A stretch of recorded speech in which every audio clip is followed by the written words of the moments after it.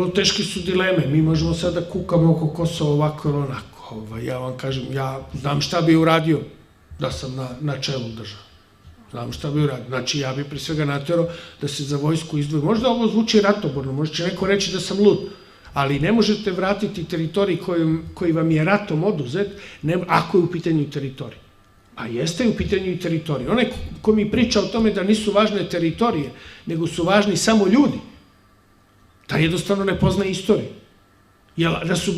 Da nisu važne teritorije, nego samo ljudi, nikad Sovjetski savez ne bi ratovao sa nemačkim Wehrmachtom, nego bi pustio cijeli onaj deo Sovjetskog saveza, što su mu Nemci zauzeli skoro do Moskve, povuku ljude i rekao doviđenja, mi nećemo to da vraćamo. I naravno da su važne teritorije, i vrlo su važne teritorije. Pogotovo teritorije da imate svoj kulturno-istorijski zametak države i nacije. Te priče, nama je važno kako žive ljudi tamo. To su priče političara koji nemaju drugu viziju. Teritorij je užasno važan. Britanci su ratovali na Falklandima 12.000 km daleko od Londona za 1.800 stanovnika i 35.000 ovaca. Zbog teritorije, gospodo. Jer na toj teritoriji oko Falklanda imate velika nalazišta nafte i imate velika ribolovna područja. I ratovali su, išli su u rat, gde su u jednom trenutku skoro bili poraženi od strane Argentine. Važne su teritorije. Nije istina da nisu važne. Znači, ja da sam predsjednik države, a sad vi to nemojte baš previše citirati, da hoću Srbiju da uvedem u novi rat, ja bi, recimo, nametnuo vojni budžet od 3,5-4 milijarde evra. Ja bih rekao, Dinkiću, stvori taj vojni budžet. Nema para, kako nema? Pogledajte tajkuni kako kradu. Kako Srbija gas ima, ne znam, 200-300 miliona ukro. Ovaj ukro 100 miliona, ovaj ukro 50 miliona, ovaj izdipio toliko, ovaj iznio na Kipar. Nađite 4 milijarde, 3,5 milijarde evra godišnje za vojsku. Pa formirajte vojsku od 250.000 ljudi. Pa onda postavite dole, pa da vidite kako se druga priča. Onda će neko reći, jest, to smo probali 99. protiv NATO-a, pa smo videli kako smo prošli. Pa nije baš tako. Prvo što ovo nije 1999. Ovo je sad 2013. godina. Sasvim druge su neke međunarodne okolnosti. Nije ni NATO više takav kakav je bio. Nije ni NATO unison. Drugo, nisu sve zemlje ni NATO-a priznale Kosovo i Metohiju. Mi smo imali 2 puta šansu da uđemo na sever Kosova sa vojskom. 2 puta, o čemu se baš u javnosti ne zna. Prvi put kad je pogrom Srba u martu 2004. godine. Znači, tad se NATO trupe KFOR-a potpuno izvukli sa severa Kosova. Izišli. Mi smo mogli s vojskom da uđemo do Ibra i postavimo tu granicu. Barem sever zadržimo. Drugi put, 17. februara, kad je Kosovo proglasilo svoju samostalnost. I tad je KFOR izišao sa severa Kosova. I tad nismo ušli. To je kad imate političari koji nemaju ono što muškarac treba da ima. Da izvine da. Da li će se ratovati ili se neće ratovati? A gledajte, svi su rešili svoje nacionalno pitanje na Balkanu, od Slovenaca, Hrvata i ostalih nacija, Srbi svoje nacionalno pitanje nisu zaokruženi.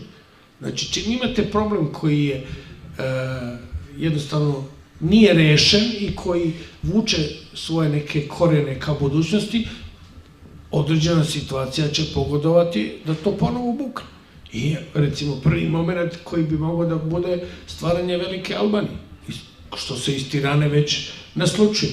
Dakle, želim da naglasim da uspešna spoljna politika jedne zemlje ne može da se samo bazira na pacifizmu tipa mi ćemo to pravno, diplomatski, na miran način. Ako nemate odgovarajuću vojnu silu koja će da podupre vašu mirnu diplomatiju, vi ste luzer. Jednostavno vas niko ne doživljava ozbiljno.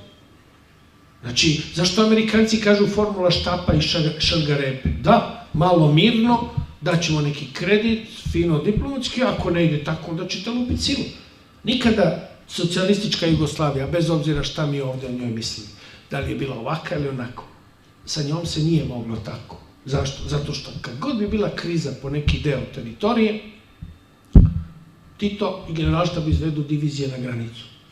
I sad na stranu kako je ta država propala, kako se ta armija raspala, to je sad druga priča o kojoj možemo da pričamo. Ali dok je bilo njega, niko nije smeo. Mi smo imali zadnju krizu sa Trstom, sa Italijom oko Trsta 1974. godine. Tad su Italijani izveli neku svoju 190. oklopnu brigadu u Staru Goricu, mi smo postavili odmah 3 divizije na granicu. Tito obukao maršalsku uniformu i otišao na komandno mesto u Vinicu u Sloveniju, u Belu Krajinu. Amerikanci su nas molili da ne napadnemo Italiju. U tom momentu Italija je već godinama u NATO-u, a mi nismo. Ali smo imali stav.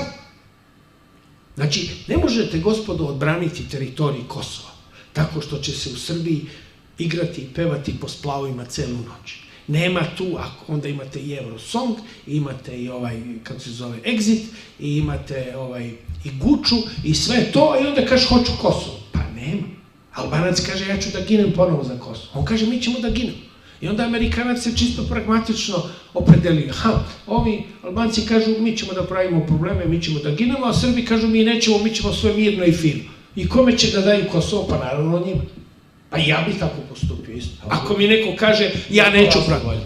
Pa naravno da je razlog. Amerikanac neće da mu njegovi ljudi ginu na Kosovu. To je jedan razlog. Drugi razlog, zato što su mu Kosovari dali da mogu da tamo otvaraju privredne firme, da eksploatišu blago, ovo i tako dalje.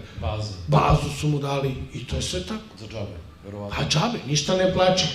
Ko je nama kriv što mi 90. godine kad je, ili 88. kad je Shell tražio da otvori svoje pumpe, da izgradi paralelnu Jadransku magistralu, da na njima instalira svoje benzinske pumpe i da 25 godina besplatno koristi te pumpe. I naši komunisti tad su rekli, ne, to je rasprodaja nacionalnog suvereniteta i evo to.